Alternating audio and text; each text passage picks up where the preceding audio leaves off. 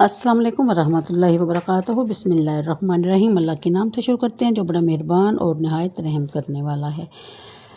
کل کی ویڈیو کا بقیہ حصہ یعنی کہ اصحاب کہف کا واقعہ۔ اس زمانہ میں ایک شخص نے اپنی بکریوں کے لیے آرام کی جگہ حاصل کرنے کے واسطے اسی غار کو تجویز کیا اور دیوار گرا دی۔ دیوار گرنے کے بعد کچھ ایسی ہیبت طاری ہوئی کہ گرانے والے بھاگ گئے۔ اصحاب کہف بحکم الہی فرحاں اور شاداں اٹھے، چہرے شگفتہ، طبیعتیں خوش، زندگی کی تر و تازگی موجود۔ ایک نے دوسرے کو سلام کیا، نماز کے لیے کھڑے ہو گئے۔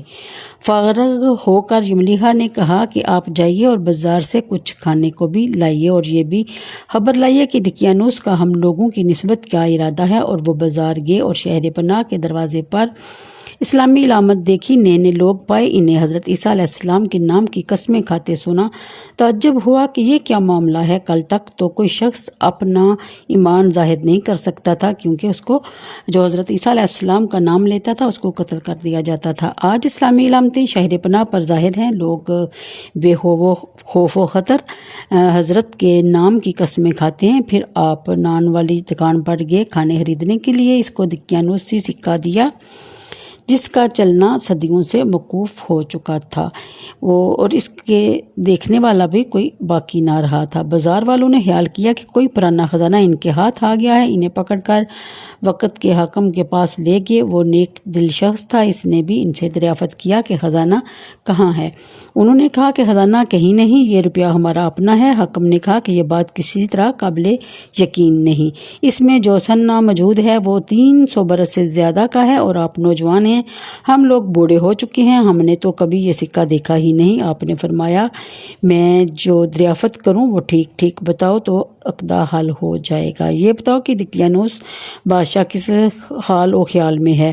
حاکم نے کہا کہ آج روئے زمین پر اس کا کوئی نام لینے والا باقی نہیں، نہ ہی کوئی اس نام کا بادشاہ ہے۔ ہاں، سینکڑوں برس ہوئے جب ایک بے ایمان بادشاہ اس نام کا گزرا ہے۔ آپ نے فرمایا کل ہی تو ہم اس کے خوف سے جان بچا کر بھاگے ہیں اور اس غار میں پناہ لی ہے۔ میرے ساتھی قریب کے پہاڑ میں ایک غار کے اندر پناہ گزین ہیں، چلیں میں آپ کو دکھلاتا ہوں۔ اور وہ حاکم اور شہر کے آمادہ اور ایک حلقے کثیر ان کے ہمراہ سرے غار پہنچے۔ اصحاب کہف یملیحا کے انتظار میں تھے۔ کثیر لوگوں کو آنے کی آواز اور کھٹکے سن کر سمجھے کہ یملیحا پکڑا گیا ہے اور دقیانوسی فوج ہماری جستجو کرتی ہوئی آن پہنچی ہے۔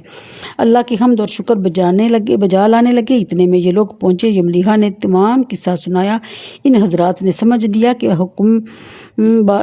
ہم بحکم الہی اتنا طویل زمانہ سوئے اور آپ اسی لیے اٹھائے گئے ہیں کہ لوگوں کے لیے بعد موت زندہ کیے جانے کے دلیل اور نشانی ہوں۔ حاکم سرے غار پہنچا تو اس نے تانبے کا صندوق دیکھا اور اس کو کھولا تو تختی برآمد ہوئی۔ اس تختی میں ان اصحاب کے اسم اور ان کے کتے کا نام لکھا تھا۔ یہ بھی لکھا تھا کہ یہ جماعت اپنے دین کی حفاظت کے لیے دقیانوس کے ڈر سے اس غار میں پناہ گزین ہوئی اور دقیانوس نے یہ خبر پا کر ایک دیوار سے انہیں غار میں بند کر دینے کا حکم دیا۔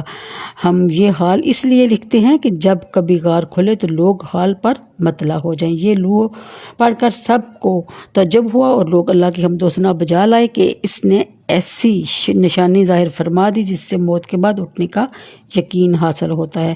حاکم نے اپنے بادشاہ بعد تعجب ہوا اور وہ لوگ اللہ کے حمد و ثنا بجا لائے کہ اس نے ایسی نشانی ظاہر فرما دی جس سے موت کے بعد اٹھنے کا یقین حاصل ہوتا ہے۔ حاکم نے اپنے بادشاہ بعد روس کو واقعہ کی اطلاع دی اور وہ امراء اور عماد کو لے کر حاضر ہوا اور سجدہ شکر الہی بجا لایا کہ اللہ تعالیٰ نے اس کی دعا قبول فرمائی۔ اصحاب کہف نے بادشاہ سے معانقہ کیا اور فرمایا کہ ہم تمہیں اللہ کے سپرد کرتے ہیں۔ والسلام علیکم اور رحمۃ اللہ وبرکاتہ۔